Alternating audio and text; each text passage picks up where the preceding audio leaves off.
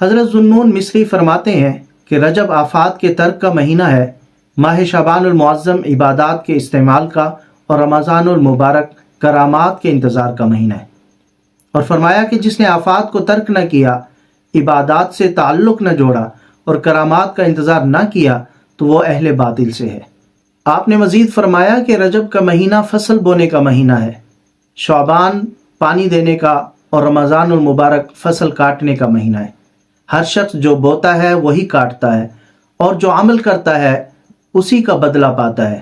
جس نے فصل کو ضائع کیا وہ کٹائی کے دن نادم ہوتا ہے اور اپنے گمان کے خلاف پاتا ہے اور برے انجام دیکھتا ہے۔ بعض علماء کرام فرماتے ہیں سال درخت کی مثل ہے، رجب کا مہینہ درخت کی ہریالی کے دن ہے، شعبان اس کے پھلنے پھولنے کے دن ہے، اور رمضان میں اس کے کاٹنے کے دن ہے، اور اس کو کاٹنے والے مومن ہوتے ہیں۔